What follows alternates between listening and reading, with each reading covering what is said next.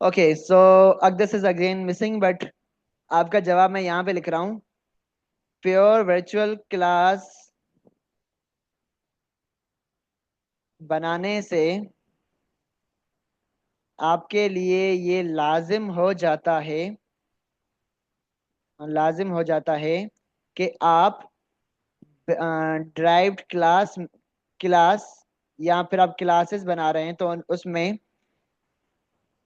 आपके पास drive class या classes में सेम सिग्नेचर का फंक्शन होना लाजमी है।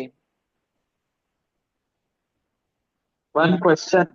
जी अगर ज्यादा क्लासेस हो तो उनमें भी जरूरी है ना होना। जी जी। अगर मतलब इस क्लास में से व्हीकल में से जो भी क्लास ड्राइव करोगे उसमें ये होना लाजमी है। सही है।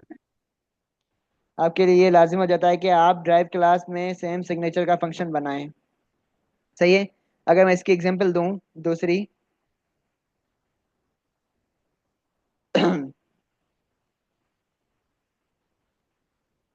ओके मैंने एक और क्लास बनाई कार। ओके कार में चार टायर्स हैं और इसका मैं लग रहा हूँ जो है ना सिस्टम वो पौ पौ।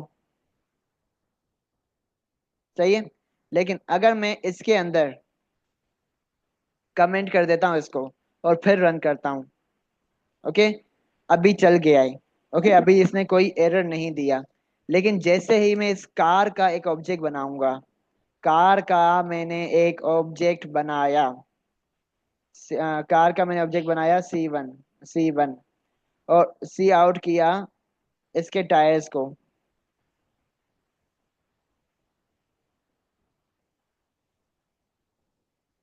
सही है। तो आपके पास अब हो सकता है एरर है लाइक आ गया अकॉर्डिंग टू द कॉन्सेप्ट आ चुका है। ओके तो क्यों आया एरर बिकॉज आपकी ये जो क्लास है कार ड्राइव हुई है व्हीकल क्लास में से और आपकी व्हीकल क्लास एक एब्स्ट्रैक्ट क्लास है। एब्स्ट्रैक्ट क्लास यानी कि उसके अंदर एक प्योर वर्चुअल फंक्शन यूज हुआ है। Okay pure virtual function use हुआ है जिसकी वजह से आप व्हीकल में से जो भी क्लास ड्राइव करोगे उसमें वो प्योर वर्चुअल फंक्शन जो है उसका सिग्नेचर वाला दूसरा फंक्शन ड्राइव्ड क्लासेस में होना लाजमी है। तो वही मैंने लिखा प्योर वर्चुअल क्लास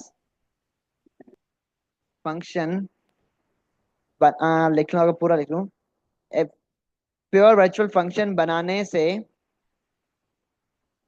आपकी क्लास एब्स्ट्रैक्ट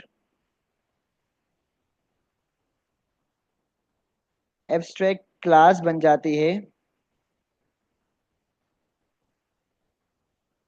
एंड आपके लिए ये लाजिम हो जाता है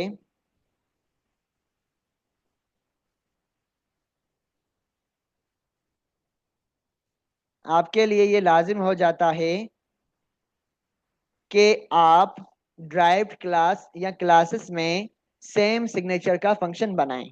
क्लियर है। और क्लियर है भाई, क्लियर है। इसका मैं स्क्रीनशॉट भेज देता हूँ व्हाट्सएप के ग्रुप पे उसके लिए अक्दस के लिए। अच्छा इसने ग्रुप पे कोई मैसेज किया हुआ है फोन में चार्ज एंड मेरे फोन में चार्ज एंड हो गई है। अल्लाह हाफिज हाँ सही है। ओके स्क्रीन विजिबल है। जरूर जरूर जरूर। अब last acyl of this chapter is कि डिफरेंशिएट करो ओवरलोडिंग एंड ओवरराइडिंग में। So it is very clear from the fact कि हम ओवरलोडिंग और ओवरराइडिंग को अच्छे से जानते हैं। ओवरलोडिंग मतलब एक ही नाम के डिफरेंट फंक्शंस। ओवरराइडिंग मतलब सेम सिग्नेचर के फंक्शंस दो अलग क्लासेस के अंदर यानी कि बेस एंड ड्राइव्ड क्लास के अंदर सेम सिग्नेचर का फंक्शन हो। इस केस में हम ओवरराइडिंग के कॉन्सेप्ट को यूज करते हैं। ओके तो लेट अस चेक। इसका है मेरे पास table. Overloading means defining multiple functions with the same name but different parameters within the same class. Overriding means redefining a function of the base class in the derived class with the same signature. Same signature word use करना because same signature में आपके पास data type भी आ जाती है नाम भी आ जाता है और पैरामीटर्स जो है वो भी आ जाते हैं। अब आपके पास ओवरलोडिंग कहाँ होती है, क्लास के अंदर, मतलब सेम क्लास के अंदर होगी, लेकिन ओवरराइडिंग बेस और ड्राइव क्लास के अंदर होगी। पर्पस क्या होता है, ओवरलोडिंग से हम फ्लेक्सिबिलिटी करते हैं, इजीनेस के लिए हम बनाते हैं। और ओवरराइडिंग क्या है, आपके पास स्पेसिफिक इम्प्लीमेंटेशन देता है ड्राइव क्लास के अंदर, जिसकी हमने पहले भी है ना देखी हुई है कि डॉग का आवाज क्या होता है, उसके हिसाब से ड्राइव क्लास में आपके पास कुछ फंक्शंस वर्क करेंगे। अभी हमने देखा कार का हॉर्न डिफरेंट होगा, तो उसके हिसाब से वर्किंग करेंगे हम बहरहाल। फंक्शन का सिग्नेचर कैसा होता है, तो आपके पास मस्ट हैव डिफरेंट नंबर और टाइप्स ऑफ पैरामीटर, यानी कि ओवरलोडिंग के लिए लाजमी है। पहले मैंने शायद गलती की थी कि मैंने इसकी रिटर्न टाइप के हिसाब से बात की थी, लेकिन बाद में मैंने रिसर्च किया तो अगदस वाज राइट। यहाँ पे क्या होना चाहिए कि आपके पास नंबर ऑफ पैरामीटर्स या टाइप्स ऑफ पैरामीटर जो है ना वो डिफरेंट होनी चाहिए, लेकिन आपके पास ओवर राइडिंग के केस में पूरा का पूरा सिग्नेचर इंक्लूडिंग रिटर्न टाइप सब कुछ सेम होना चाहिए। ओके। एक्सेस स्पेसिफायर्स होते हैं ओवरलोडिंग में, तो can have different access specifiers, public, private, protected. लेकिन आपके पास ओवरराइडिंग के केस में सेम एक्सेस स्पेसिफायर होना लाजमी है, जो कि हम नॉर्मली पब्लिक रखते हैं। ओके। और जितने भी हमने एक्सेस स्पेसिफायर्स देखे ना अभी तक, इनहेरिट करते वक्त हम नॉर्मली पब्लिकली इनहेरिट करते हैं। ओके। रिटर्न टाइप, इसके पास डिफरेंट रिटर्न टाइप हो सकती है, लेकिन आपके पास हम कहते हैं ओवर राइडिंग में सिग्नेचर पूरा सेम होना चाहिए, यानी कि रिटर्न टाइप भी सेम होनी चाहिए। तो आपके पास वर्चुअल कीवर्ड की लाजमी होता है कि नहीं आपके पास, तो ओवरलोडिंग के केस में वर्चुअल कीवर्ड लाजमी नहीं होता। लेकिन हाँ, आपके पास ओवरराइडिंग के केस में अगर आप रन टाइम पॉलीमॉर्फिज्म करना चाहते हो तो वर्चुअल का कीवर्ड लाजमी हो जाता है। ओके। आगे आती है पॉलीमॉर्फिज्म टाइप। तो ओवरलोडिंग कंपाइल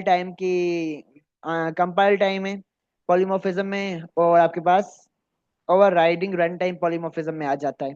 तो these are some of the examples here, जो कि मैं अभी नहीं बताऊंगा बिकॉज हम ऑलरेडी डिस्कस कर चुके हैं इन सबको, एंड विद दिस आपका ये चैप्टर होता है कंप्लीट। क्लियर है खालिक, जान डिफरेंस छुट्टी। वगैरह? हाँ हाँ, सब क्लियर है। मतलब अभी मैं भगाने की कर रहा हूँ to be very honest, because ये सारी की सारी चीजें थ्योरेटिकल हैं, आखिर में नोट्स लेके चले जाना तो ये डिफरेंस तो आराम से कर लोगे। हाँ सही है। एंड लेट्स से इस चैप्टर में से कितने मार्क्स थे आपके पास? ऑब्जेक्ट आठ ओरिएंटेड के में से आठ आपके पास एमसीक्यू से 8 MCQ आ रहे हैं, चार सी चार 4 मार्क्स का सीआरक्यू। CRQ आ रहे हैं। तो 4 डिफरेंसेस याद कर लेना तो भी बड़ी बात है, उससे तो बस ज्यादा नहीं। बस 12 मार्क्स आ रहे हैं। हाँ। चलो, let's start new chapter now.